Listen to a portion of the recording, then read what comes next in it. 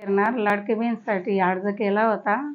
तर अर्ज केला तर पैसे आले पण माझे काही पडले नाही.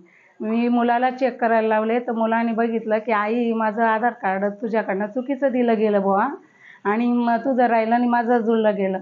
तर आम्ही चेक करायला गेलो तर माझ्या खात्यामध्ये पैसे नाही होते तिथं. तर त्याचं खातं चेक केलं त्याच्या खात्यात ते पैसे पडले. मग आम्ही लगेच बालविकासला गेलो, साहेबांना भेटलो, त्यांच्याशी बोललो. ते म्हणायचे की तुम्ही कलेक्टरकडे जा, एक अर्ज करा आणि ते काय सांगतात काही नाही मग आमच्याकडे या. मग आम्ही त्यांच्याकडे गेलो, अर्ज दिला. त्यांनी आम्हाला जे सांगितलं ते आम्ही साहेबांशी माझा मुलगा बोलला तिथं. मग ते पैसे आम्ही लगेच दुसऱ्या दिवशी जमा करून दिले आणि लगेच आचारसंहिताच्या पहिले एक हप्ता त्याच्या पहिले एक पडला, लगेच आचारसंहिताच्या पुढे एक पडला, तो पण आम्ही लगेच जमा केला. मग आम्ही ते बंद पैसे जमा केल्यानंतर माझं परत दुसरं कागदपत्र तयार केलं तर ते मला पैसे परत चालू झाले. सुधारणा करून घेतली. राज्य सरकारकडे ते पहिले पैसे आम्ही जमा करून दिले.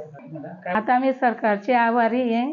जो अर्ज केला होता मी तो पहिला जमा केला, आता नवीन केला, तो पैसे मिळतायत, आभारी आहे. पहिले 3000 पडले, नंतर 1500 पडले.